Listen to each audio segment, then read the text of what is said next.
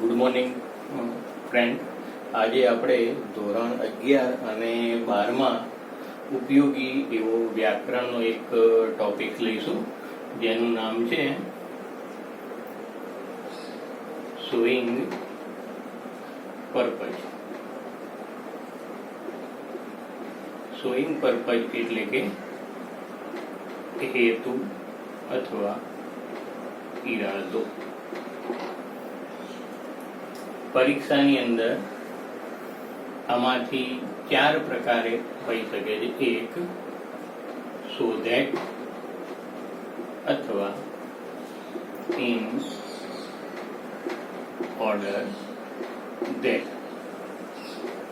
Number 2, in order to. 3,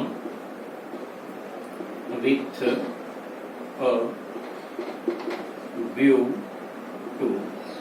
અને number 4, two વત્તા ક્રિયાપદનું મૂળ રૂપ. આ 4માંથી કોઈ પણ એક ફંક્શનનો ઉપયોગ કરી અને પરીક્ષામાં પૂછાય છે. આ ટુ વત્તા ક્રિયાપદનું મૂળ રૂપ છે એ મોટા ભાગે પરીક્ષામાં પૂછાતું નથી. આપણે પરીક્ષામાં આ 3માંથી જ લગભગ પૂછાય છે. હવે પરીક્ષામાં કેવી રીતે પૂછાય છે? પરીક્ષામાં એક, complete the sentence. Number 2, identify the function. અને નંબર 3, respond. આ રીતે પૂછાય છે. હવે આપણે પહેલો પ્રકાર જોઈએ, complete the sentence.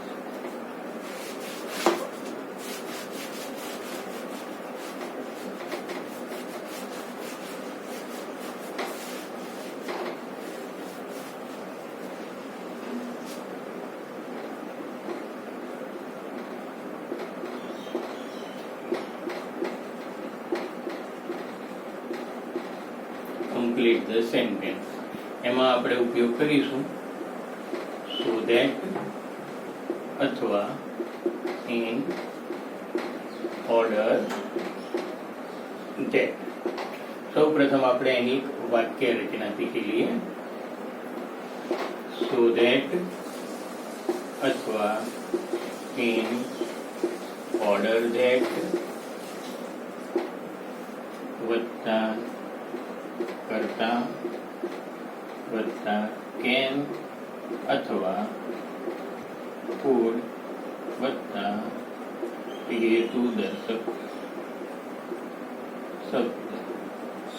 કૌંસમાં લખીએ તો એવું લખી શકાય કે ક્રિયાપદ નું મૂળ રૂપ.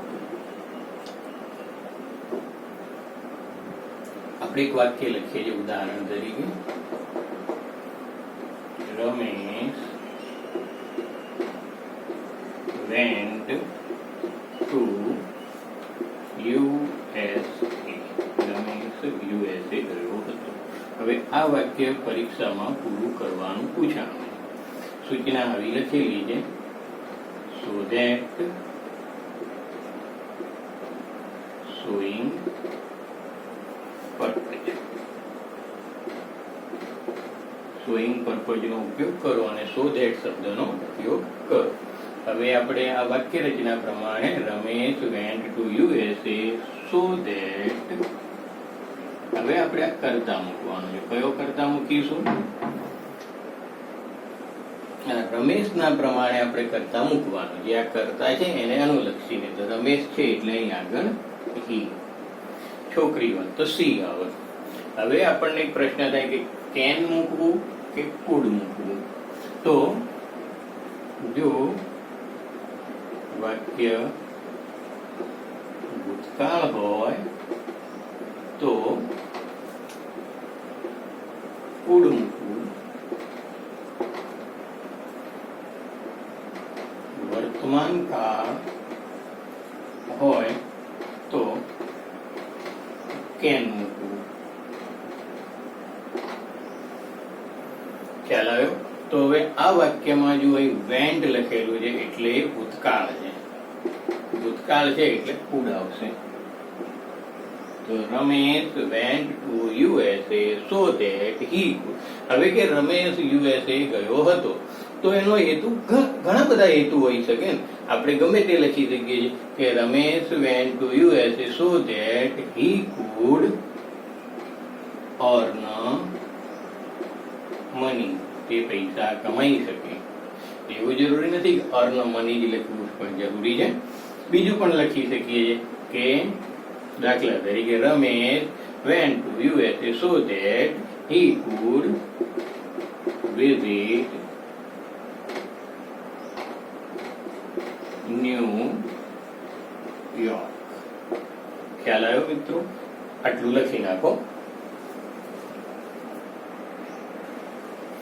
હવે બીજો ભાગ છે ઇન ઓર્ડર ટુ. આની આપણે એક વાક્ય રચના લખી દઈએ કે ઇન ઓર્ડર ટુ વત્તા ક્રિયાપદનું મૂળ રૂપ વત્તા અન્ય શબ્દો. ક્રિયાપદનું મૂળ રૂપ એવું વાપરવું કે જે લગભગ હેતુ દર્શાવતું હોવું જોઈએ. એક વાક્ય આપણે આગળ જે લખ્યું તો એ જ ફરીથી રિપીટ કરીએ છીએ કે Ramesh went to USA. Complete the sentence. સૂચના એવી છે in order to showing.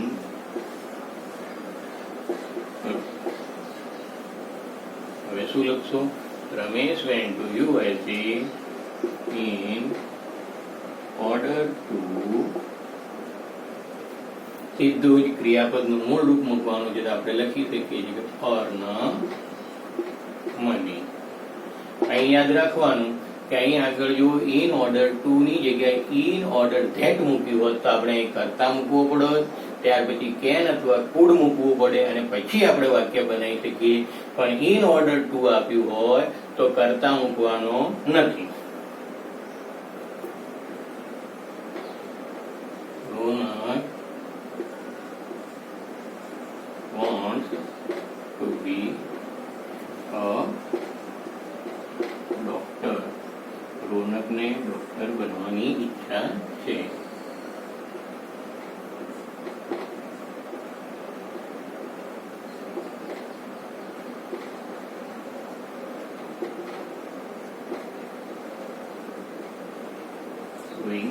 શું બનાવશો? હવે રોનકને ડોક્ટર બનવું હોય તો બન્યા પછી એની ઘણા બધા હેતુ હોય. પૈસા કમાવાનો હેતુ હોય, ગરીબ લોકોને મદદ કરવાનો હોય. આપણે ગમે તે વાક્ય બનાવી શકીએ. રોનક wants to be a doctor in order to serve the poor people. ગરીબ લોકોની મદદ કરી શકે. તો આવી રીતે ઘણી બધા હેતુ દર્શાવતા વાક્યો આપણે બનાવી શકીએ. વિદ્યાર્થી મિત્રો ખાસ આ નોટ જોડે રાખી અને લખી જાઓ. ત્યાર પછી છે વિથ વ્યૂ ટુ. એની એક વાક્ય રચના લખી દઈએ છીએ કે વિથ અ વ્યૂ ટુ વત્તા ક્રિયાપદનું ING વાળું રૂપ વત્તા અન્ય શબ્દ. હવે ધ્યાન રાખવાનું કે વિથ વ્યૂ ટુ આવે તો ક્રિયાપદનું ING વાળું રૂપ આવે. ઇન ઓર્ડર ટુ આવે તો ક્રિયાપદનું મૂળ રૂપ આવે. પેલું આપણું જે વાક્ય હતું એ ફરીથી રિપીટ કરીએ એટલે તમારે પ્રેક્ટિસથી ધ્યાન રહે. તો રમેશ went to USA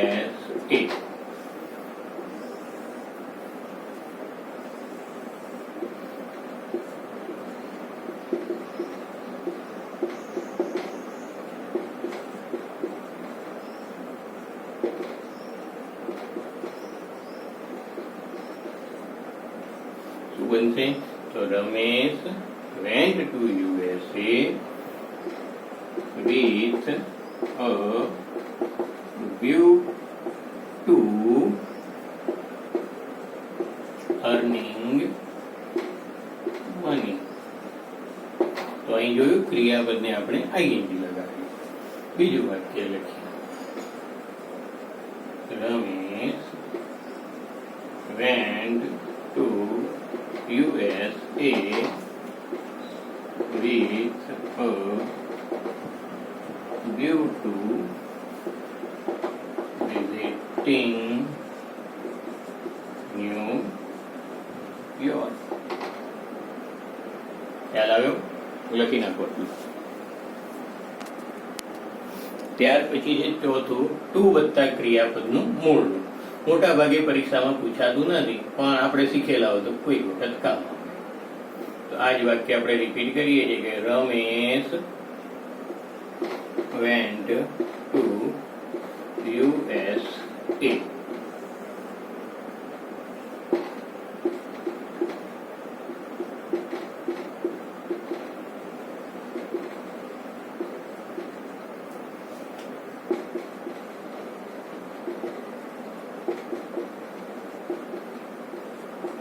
તો શું બનશે?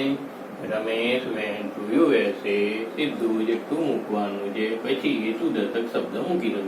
ટુ વિઝિટ ક્રિયાપદનું મૂળ રૂપ. Visit new York. પરીક્ષામાં લગભગ પૂછાતું નથી. લખી આ રિસ્પોન્ડ આવી રીતના પૂછાય છે પરીક્ષામાં.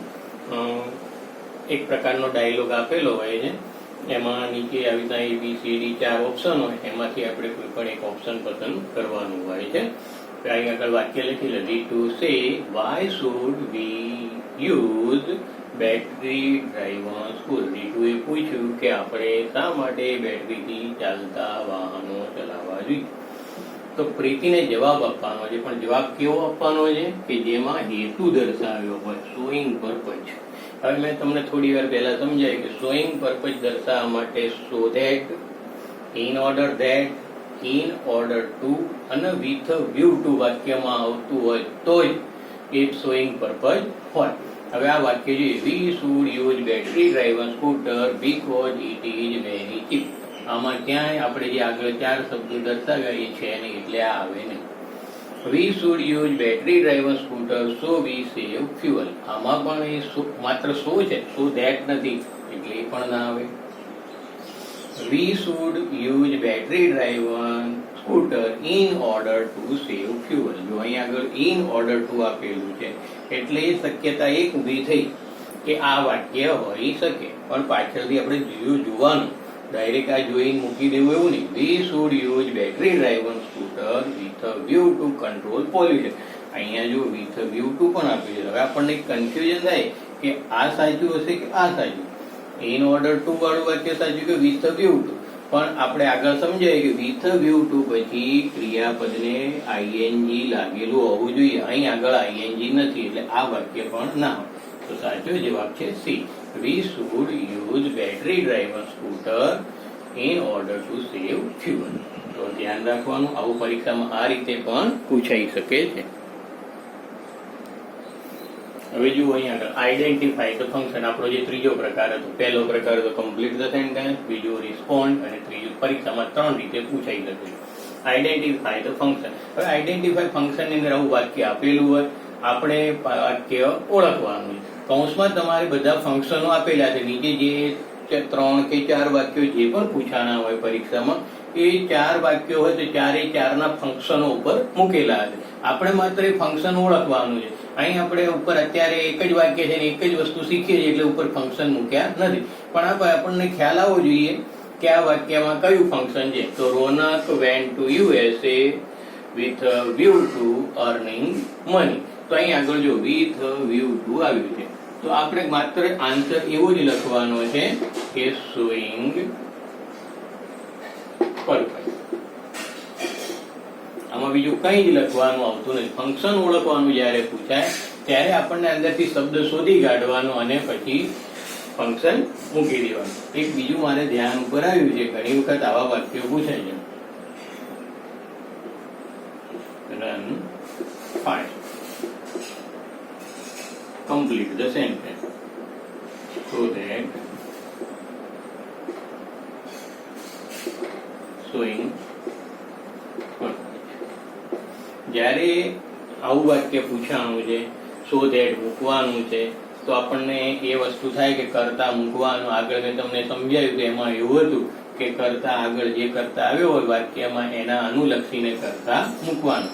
પણ જો વાક્યમાં આવી રીતે આજ્ઞાર્થ પ્રકારનું વાક્ય હોય અને કરતા ના આપ્યો હોય તો આપણે કરતા તરીકે યુ નો ઉપયોગ કરવાનો છે. કરતા ના આપેલો હોય તો યુ નો ઉપયોગ કરો. તો આ વાક્ય કઈ રીતના બનાવશું? Run fast so that you can catch the bus. ખાસ ધ્યાન રાખવાનું, આજ્ઞાર્થ વાક્ય હોય એટલે વર્તમાન કાળ જ હોય અને કેન આવે છે, લખી નાખો. તો આટલા વાક્યો એક્સરસાઇઝમાં વિદ્યાર્થી મિત્રો તમે લખી નાખજો. ક્યાંય ના સમજણ પડે તો કમેન્ટ કરી શકો છો. ફરીથી આપણે નવા ટોપિક સાથે ફરી મળીશું. Thank you.